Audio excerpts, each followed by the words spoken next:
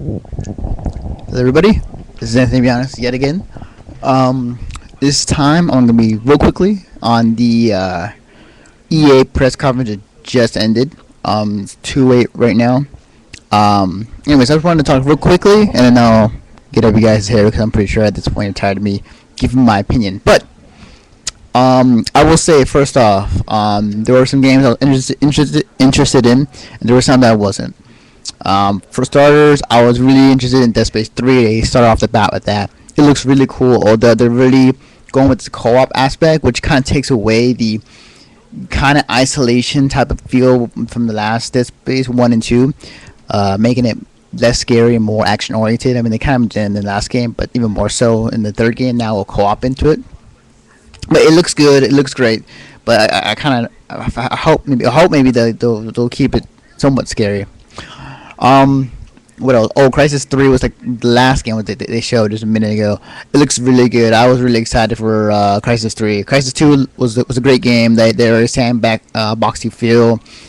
It had its same. They had almost visually the same thing in Crisis 3, and there wasn't. I didn't see that much of a change, but they have a new setting. I think it's called the Prophets now, in a different. Um, environment. He has to fight off not only the aliens that he was facing off in the last game, but like he's fighting off like another legion of enemies. I'm not quite sure. I still gotta finish Crisis 2. um, but it looks really good. I'm excited for it. It's coming out. Actually, it's funny. Yeah, it's coming out next year, like early February. There were okay. So here's the thing I'm questioning about. So EA has gotten the license to UFC, which was the apparently THQ had for before them, but they apparently bought them out.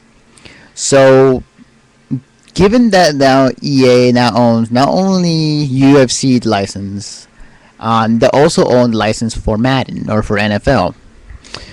I feel that I do not like this move for the fact that if you have more companies who have the license, you have more diversity. If like for example, like for the football games, like there was a lot of football games prior to EA buying the license to NFL. There was Game Day. There was the ESPN football video game that there was out for a while, and of course you had Madden. You had NFL Live.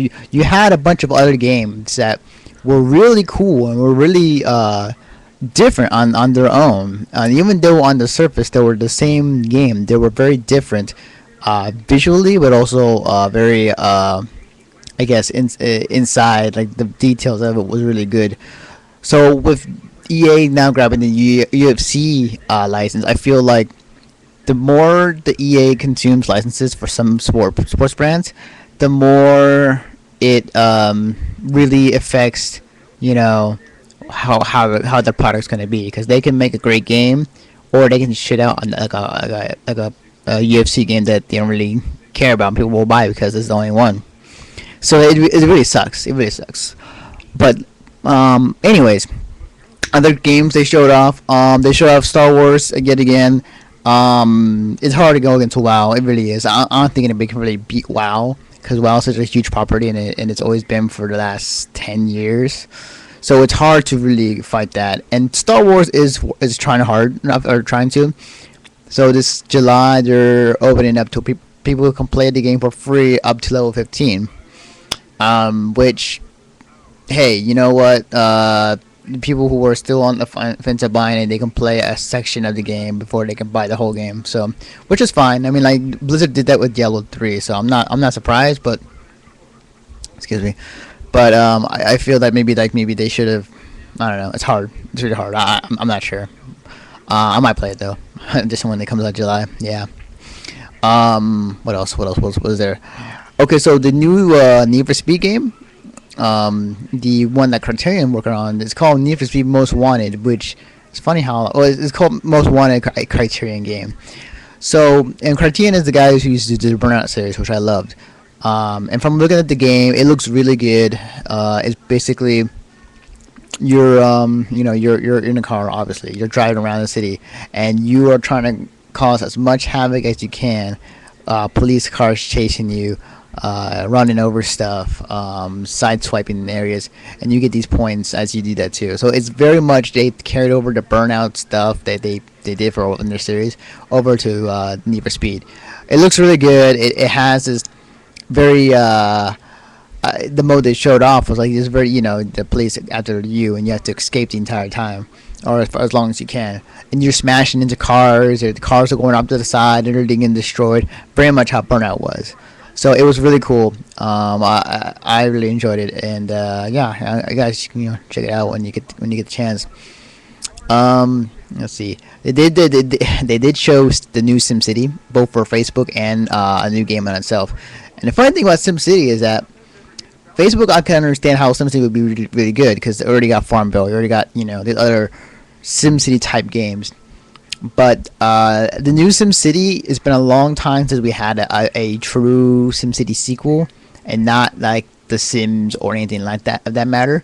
So it's not my cup of tea, but I can appreciate it because I did play the original Maxis SimCity game when it came out, and as boring as it was cool to put tornadoes in the town and see shit flying around.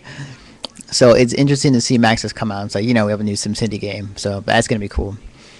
I'm trying to think what else was there because there was a lot of games that they covered. FIFA, not my taste, but hey, it looks cool. It has some in-depth stuff. It looks like again, with the theme is that they're going with the using the tablet, using the iPhone type of deal with some of these games, and being able to use that for for some of the games that they're going to be coming out soon. Like in the Microsoft press conference, they were talking about, like able to use it for your Xbox, and some of these stuff can be used for the games too.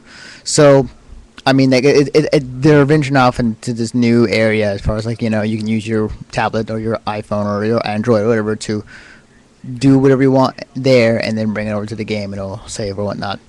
Madden, of course, it was there. The only new thing I've seen was like they put in is the Euphoria engine, where like whenever somebody tackles somebody, it's not the tackle is in the play. Like the player can actually run out of it, which is cool. Like it's more of a realistic football game, and it's more of a instead of I wouldn't say slow paced game, but instead of like